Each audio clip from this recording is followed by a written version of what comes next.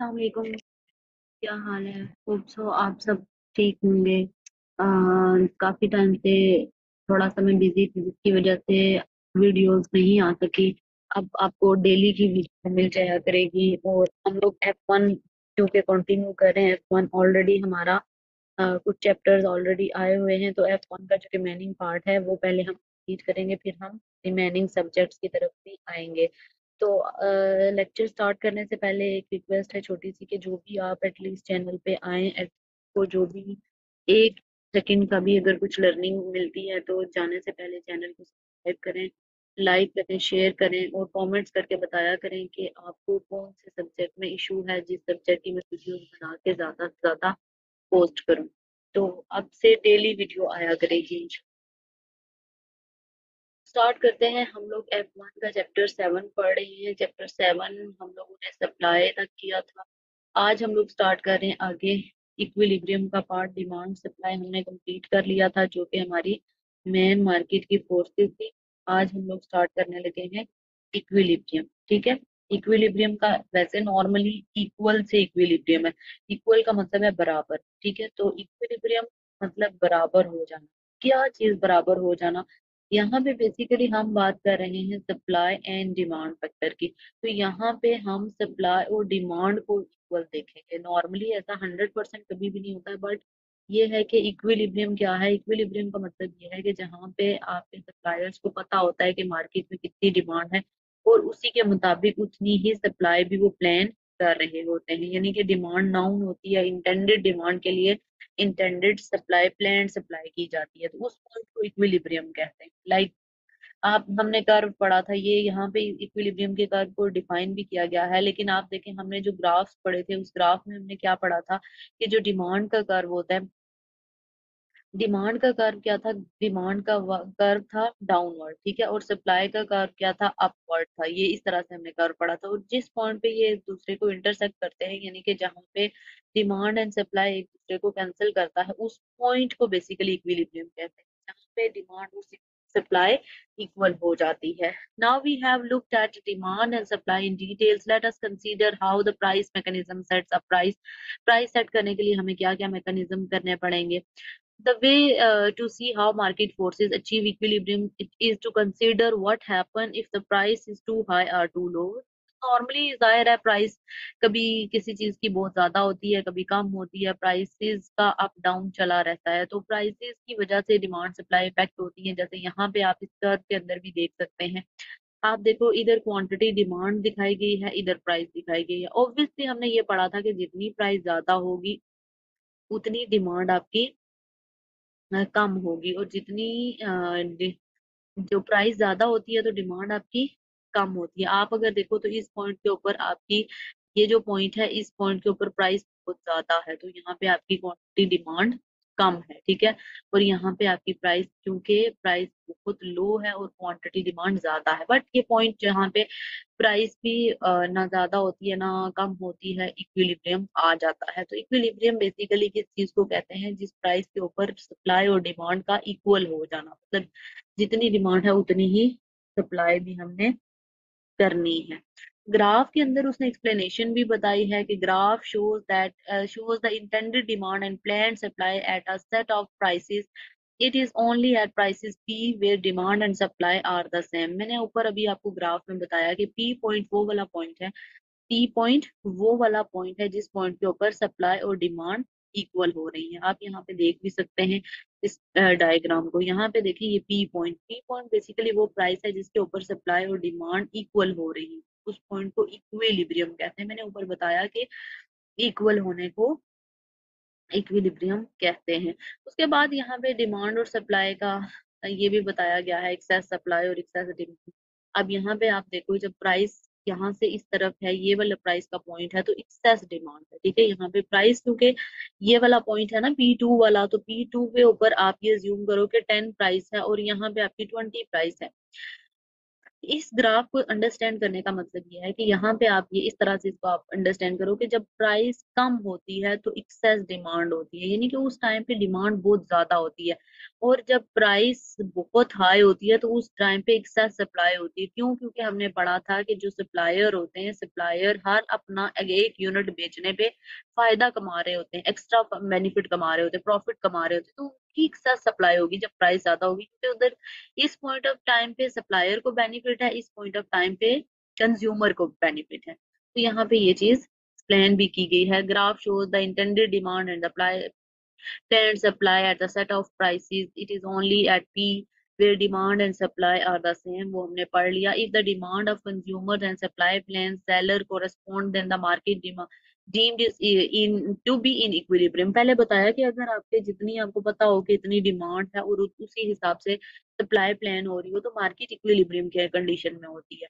Only at output Q prices P are plan both seller and buyer realise, मतलब buyers को भी पता है क्या प्राइसेस हैं और सप्लायर्स को भी पता है कि इस प्राइस के ऊपर क्या हमने सेल आउट करना है। दस Q is the equilibrium quantity and P is the equilibrium price. तो उस पॉइंट के ऊपर हम क्यू को इक्विलिब्रियम क्वांटिटी कहेंगे और पी को इक्विलिब्रियम प्राइस कहेंगे, क्योंकि पी हमने प्राइस के लिए यूज किया, हमने क्वांटिटी डिमांड के लिए यूज किया है। There is only one equilibrium position in a market, मतलब इक्विलिब्रियम बार बार नहीं होता या इक्विलिब्रियम के बहुत सारे पॉइंट्स नहीं होते। इक्विलिब्रियम का एक ही पॉइंट होता है जहाँ पे कोई चेंज की टेंडेंसी नहीं होती, जहाँ पे बायर्स को पता होता है, बायर सेटिस्फाई होते हैं जिस प्राइस के ऊपर बिक रहा होता है। मतलब हमें जो चीज, जैसे मैं अगर कंज्यूमर हूँ या बायर हूँ, तो मुझे जिस प्राइस पे मिल रहा है वो मेरे लिए सेटिस्फाइड प्राइस है कि ये वाली प्राइस ठीक है, और सेलर को भी उस प्राइस पे प्रॉफिट हो रहा होता है।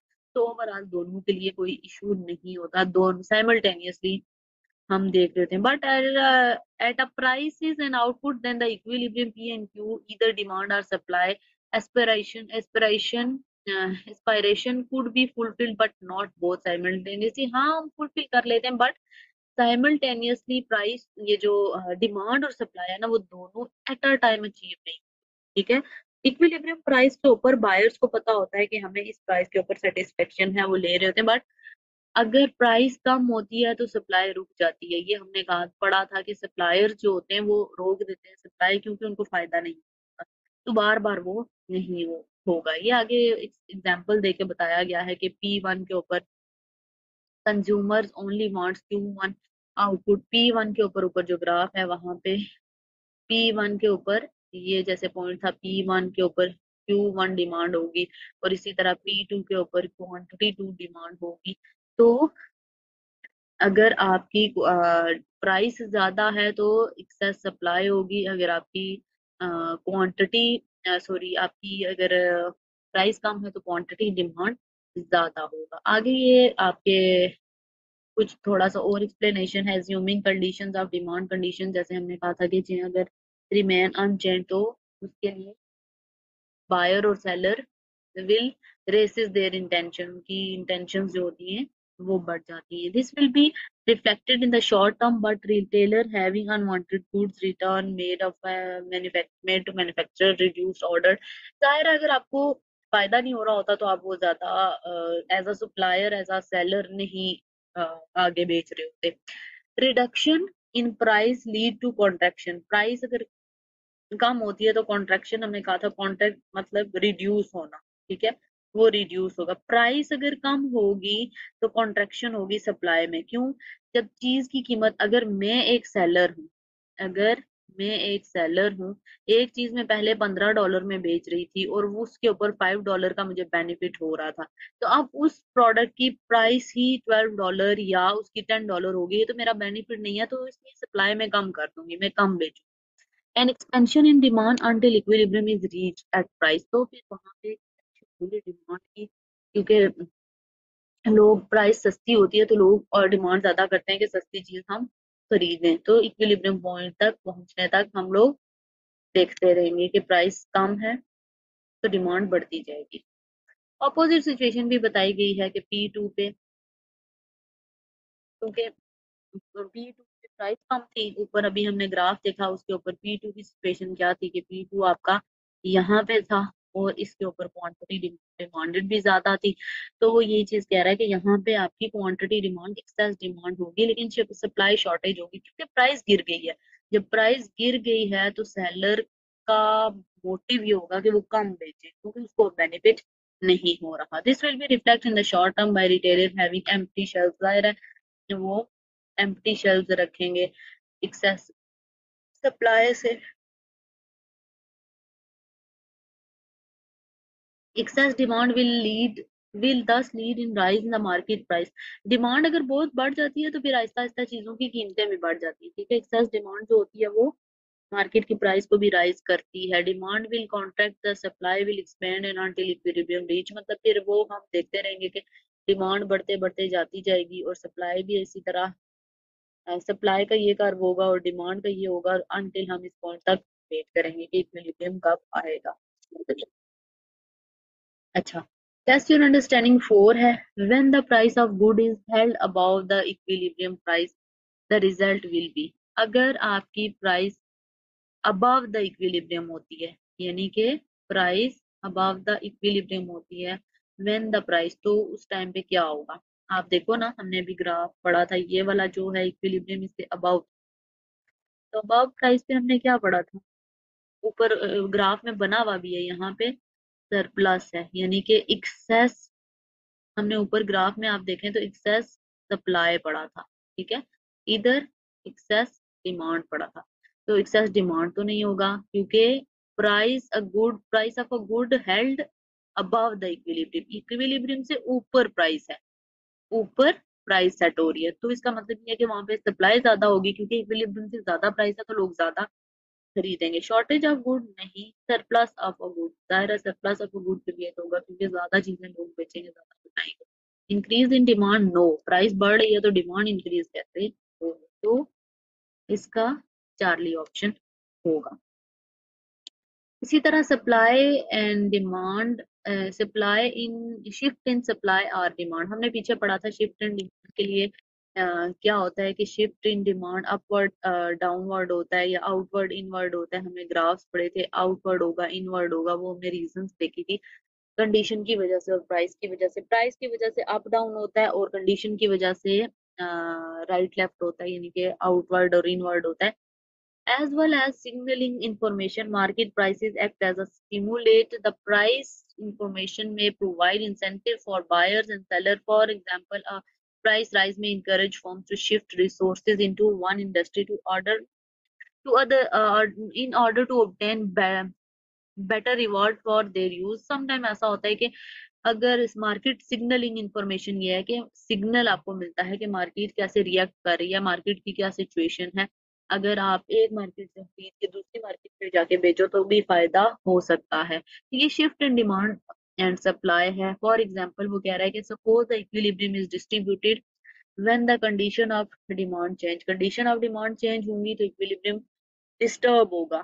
ठीक है, डिस्टर्ब होगा equilibrium. Consumers taste have moved positively in favour of the good and new curve D1। मतलब जाहिर है अगर आप देखो तो इक्विलिब्रियम डिस्टर्ब होगा, डिमांड चेंज होगी, तो वो यही चीज कह रहा है कि न्यू कर्व बनेगा D1। जाहिर है जब डिमांड चेंज होती है तो या तो आउटवर्ड कंडीशन चेंज होती है, सॉरी, कंडीशन चेंज होती है तो आउटवर्ड या इनवर्ड कर्व बनता है, इंटेंशन शो होगी।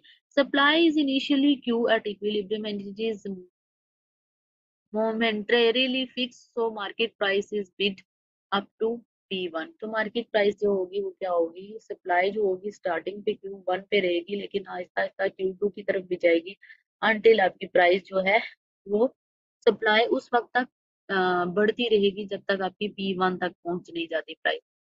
कम होगी तो जाहिर है सप्लाई भी कम हो जाएगी। However, producer will respond to the stimulus by the expanding of the quantity supplied। जाहिर है प्राइस बढ़ रही है तो सप्लायर को तो फायदा है, सप्लायर के लिए तो बेनिफिट है, वो ज्यादा से ज्यादा स्टॉक रखेंगे और बेचेंगे। The expansion in supply Q2 reduces some of the shortage, shortage हो जाएगी बहुत ज्यादा सप्लाई करने की वजह से, प्राइसेस फिर डाउन करनी पड़ेंगी, डाउन करेंगे तो डिमांड बढ़ जाएगी। तो ये ओवरऑल इक्विलिब्रियम का कॉन्सेप्ट बनता है। अब हम चलते हैं अपने अगले टॉपिक के ऊपर। अच्छा, यहाँ पे कुछ चीजें ये भी बताई गई हैं कि क्या क्या इफेक्ट आते हैं। ये इस तरह का कोई एमसीक्यू पेपर में आ भी सकता है, इस तरह की चीजें पेपर में एग्जामिनर पूछ भी लेता है। The longer term effect of these changes in the market depend upon the reaction of the consumer and producer. The consumer may adjust their preferences and produce may reconsider their production plans. The impact of the later on supply of the production period and more inelastic and supply is more unstable prices will tend to be. Prices act as a signal to seller on what to produce. ज़ाहिर है prices जब बता किसी चीज की price ही आपको guide करती है कि आपको क्या चीज प्रोड्यूस करनी चाहिए, यानी कि उसका स्कोप है या नहीं, वो बिक जाएगी या नहीं बिकेगी। तो प्राइसेस आपको एक सिग्नल देती है। Price rise with all other market condition unchange. अगर आपकी मार्केट कंडीशन सेम है और प्राइस चेंज हो रही है, this will act as stimulus to extra supply. मतलब प्राइसेस बढ़ती हैं तो सप्लाई के लिए ऑप्शंस खुलते हैं। ठीक है, सप्लाई के लिए ज्यादा ऑप्शंस खुलते हैं, क्योंकि अगर मैं दुकानदार हूँ या मैं सप्लायर हूँ या मैं कोई चीज बेचने वाली हूँ तो प्राइस बढ़ेगी तो मुझे होगा कि फायदा है कि मैं भी महंगा करके बेचूं। Equilibrium price is the where plan of both buyer and sellers are satisfy. ये तो हमने ऊपर पढ़ा कि ये वाला जो पॉइंट है जिसके ऊपर बायर और सेलर दोनों सेटिस्फाई होंगे। आगे आ जाते हैं यहाँ पे। जाहिर है जो भी प्रोडक्ट्स मार्केट में यूज होती हैं या मार्केट में आती हैं या इकोनॉमिकली हम प्रोडक्ट की बात करें तो प्राइस जो हमारी अथॉरिटीज होती हैं प्राइस डिसीजंस करने वाली, उन्होंने कोई ना कोई एक मैक्सिमम या मिनिमम लिमिट सेट की हुई होती है। मैक्सिमम और मिनिमम लिमिट हमने देखनी होती है कि कोई भी चीज है तो मैक्सिमम कहाँ तक हो सकती है और मिनिमम कितने की हो सकती है।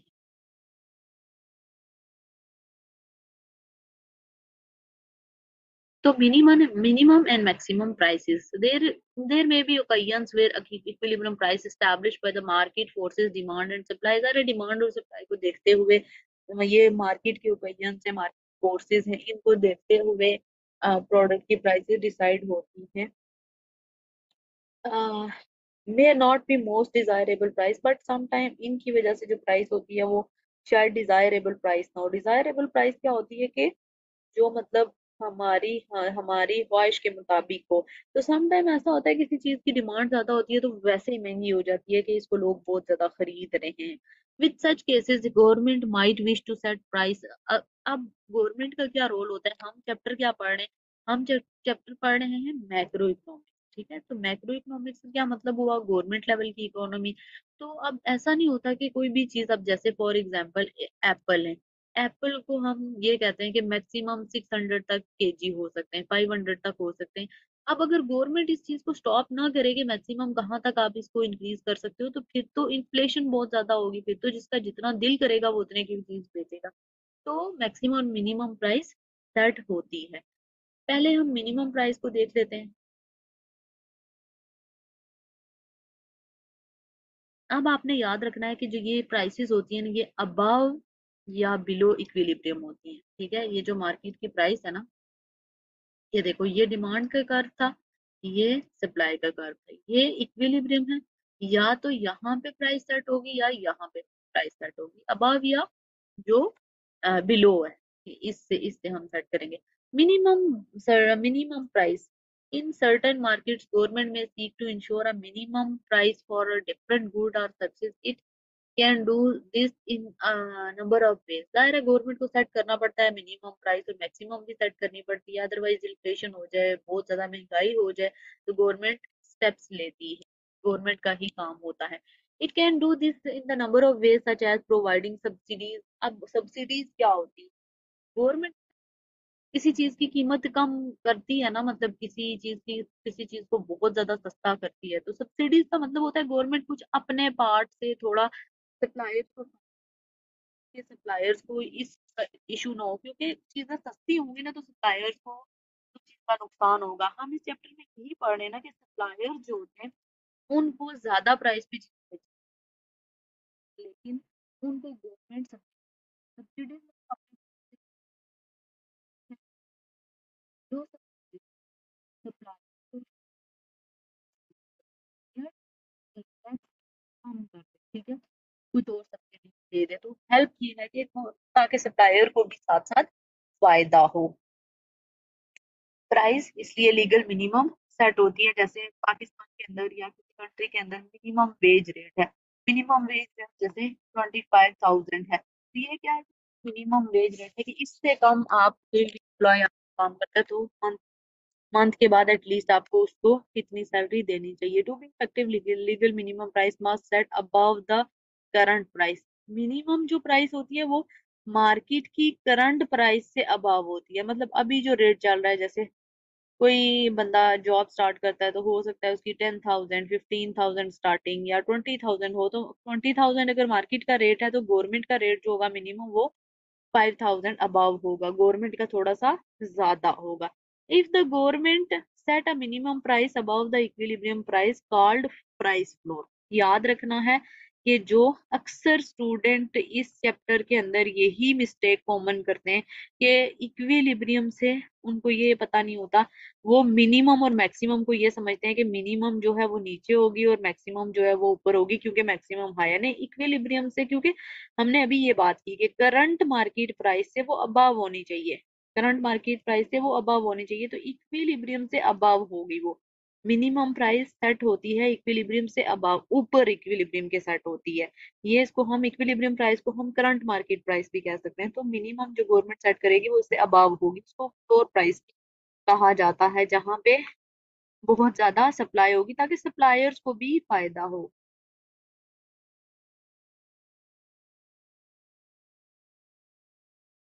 जैसे इस डायग्राम के अंदर भी एक्सप्लेन किया हुआ है कि minimum price was applied the in the labour market. Labour market के अंदर जैसे इन अनएम्प्लॉयमेंट को खत्म करने के लिए या लेबर मार्केट को सपोर्ट करने के लिए मिनिमम वेज रेट दिया जाता है। If applied of the physical good then the price floor cause surpluses of the product which have to be stored और डिस्ट्रॉयड। मतलब अगर हम लोग, अगर गवर्नमेंट फूड मार्केट के ऊपर या फिजिकल गुड्स के ऊपर मिनिमम प्राइस सेट करती है तो इक्विलिब्रियम से ऊपर होती है, तो फिर समटाइम सप्लायर अपने स्टॉक को स्टोर कर लेते हैं कि जब प्राइस और थोड़ी बढ़ेगी तो फिर हम बेचेंगे, फायदा कमाएंगे, तो इस तरह प्रॉब्लम भी होती है। It can be miss allocation of resources. हो सकता है कि इससे मिस एलोकेशन ऑफ रिसोर्सेज हो या मार्केट के अंदर प्रोडक्ट की शॉर्टेज हो कर दी जाए, मतलब शो ना किया जाए कि प्रोडक्ट है कम प्राइस की वजह से, तो ये इश्यूज रहते हैं। समरी के अंदर अगर हम लोग देखें तो government impose minimum prices because, government का क्या पैटर्न होता है या गवर्नमेंट क्यों मिनिमम प्राइस इम्पोज करती है, रीजंस क्या है, एक्सेस सप्लाई क्रिएट करने के लिए। यानी कि एक्सेस सप्लाई क्रिएट करने के लिए क्यों, क्योंकि अगर आप देखो ना तो ये प्राइस इक्विलिब्रियम से ऊपर होती है, यहाँ होती है, यानी कि यहाँ पे ये सेट होती है, तो इस पॉइंट के ऊपर एक्सेस सप्लाई होता है, इस पॉइंट के ऊपर एक्सेस सप्लाई, तो ये मिनिमम प्राइस होगी। Minimum price miss allocation of resources को देखना, वेस्ट ऑफ रिसोर्सिस। समटाइम ऐसा होता है कि गवर्नमेंट इसलिए भी मिनिमम प्राइस सेट करती है ताकि वेस्ट ऑफ रिसोर्सिस